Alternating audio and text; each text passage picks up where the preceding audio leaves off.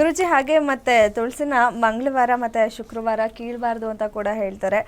ಅದ್ಯಾಕೆ ಅಂತ ಹೇಳಿ, ಮತ್ತೆ ಪೂಜೆಗೆ ಬೇಕು, ಶುಕ್ರವಾರ ಪೂಜೆಗೆ ಏನಾದ್ರು ಬೇಕು ಅಂದ್ರೆ ಯಾವತ್ತು ತಗೊಂಡು ಕಿತ್ಕೊಬಿಡಿ. ಈಗ ಸೋಮವಾರ ಕಿತ್ತಿಟ್ಬಿಡಿ ಎಲ್ಲ ಸಂಜೆ ನೈಟು ಮಧ್ಯಾಹ್ನ. ಶುಕ್ರವಾರ ದಿವಸ ಗುರುವಾರ ದಿವಸ ಎತ್ತಿಟ್ಕೊಬಿಡಿ. ಇಸ್ ಬೆಟರ್ ಆಪ್ಷನ್, ತುಂಬ ಒಳ್ಳೇದು. ಈ ನಡುವೆ ಹಂಗೆ ಕೇಳ್ತಾರೆ, ಯಾರು ಸಾಕ್ತಾ ಇಲ್ಲ. ಮನೇಲಿ ಸುಮ್ಮನೆ ಸೋಪ್ ಇಸ್ತಾರೆ, ಇಟ್ಟಿರ್ತಾರೆ. ಹಾಗಾಗಿ ನನ್ನ ಒಂದು ಪ್ರಕಾರ ಮನೆ ಒಳಗಡೆ ಇಡಿ, ನಿಮ್ಗೆ ತುಂಬ ಫೈನಾನ್ಸ್ ಅಭಿವೃದ್ಧಿ ಆಗುತ್ತೆ ಮೇಡಮ್. ಓಕೆ ಗುರುಜಿ ಹೇಳಿದ್ರಿ ಕೃಷ್ಣಗೆ ತುಂಬಾ ಪ್ರಿಯ ತುಳಸಿ ಅಂತ. ಕೃಷ್ಣ ಮತ್ತೆ ತುಳಸಿ ಮದುವೆ ಆಗಿದ್ದಾರೆ ಅಂತ ಕೂಡ ಇದೆ, ಹೌದಾ? ಅದು ನನಗೆ ಗೊತ್ತಿಲ್ಲ. ನನಗೆ ತುಳಸಿ ಬಗ್ಗೆ ಮಾತಾಡ್ತೀನಿ ಅಂದ ತಕ್ಷಣ ಅದು ತುಂಬಾ ಸರಿ ಕೇಳಿದೆ ನಾನು. ನಾನು ಪುರಾಣಕ್ಕೆ ಹೋಗಲ್ಲ, ನಾನು ಬರೀ ಅದರಿಂದ ಲಾಭ ಏನು ನಷ್ಟ ಏನು. ನನಗೆ ಒಂದೊಂದು ದೇವ್ರ ಬಗ್ಗೆ ಹೇಳಿ ಇಷ್ಟು ಕೆಟ್ಟದ್ದು ಹೇಳ್ತೀನಿ, ನಂಗೆ ಅಷ್ಟು ಗೊತ್ತು. ನಾನು ದೇವ್ರು ಇಷ್ಟಪಡ್ತೀನಿ, ಇಷ್ಟು ಕೆಟ್ಟದ್ದು ಬೇಕು. ಯಾಕೆ? ಒಂದು ದೇವ್ರ ಹತ್ರ ಒಬ್ರು ಹೆಂಡತಿ ಪಕ್ಕದಲ್ಲಿಲ್ಲಪ್ಪ.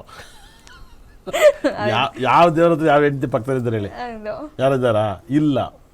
ಹಾಗಾಗಿ ಶಂಕರ್ ಒಳ್ಳೆ ಆಡ್ಬಾರ್ದಾನೆ, ಎಲ್ಲರಿಗೂ ರಂಡಕ ರಂಡಕ ರಂಡಕ ರಂಡಕ ಅಂತ. ಹಂಗಾಗಿ ನನಗೆ ಗೊತ್ತಿರೋ ಪ್ರಕಾರ ಯಾವುದನ್ನ ಎಲ್ಲಿಡ್ತಾ ಫಲ ಬರುತ್ತೆ.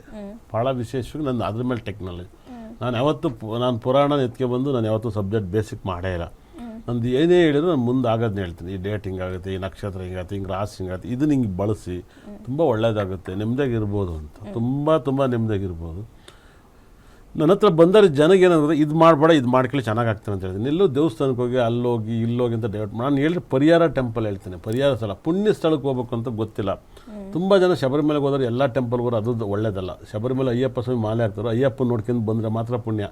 ದಾರದ್ದಕ್ಕೂ ಹೋಗೋ ದೇವಸ್ಥಾನಕ್ಕೆಲ್ಲ ಹೋಗ್ತಾರೆ, ಅದು ರಾಂಗ್ ಕಾನ್ಸೆಪ್ಟ್. ಹಂಗೆ ಹೋಗ್ಬಾರ್ದು.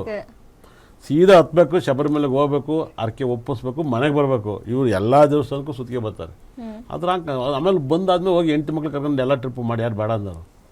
ಹೋಗಿದೀವಲ್ಲ ಅದೇ ದಾರಿ ನೋಡ್ಕೊಂಡ್ ಬರೋಣ ಅನ್ನೋ ಒಂದು ಅದೇ ತಪ್ಪು. ಹಂಗಾಗಿ ಹಂಗೆ ಹೋಗ್ಬಾರ್ದು, ಅದು ರಾಂಗ್ ಕಾನ್ಸೆಪ್ಟ್.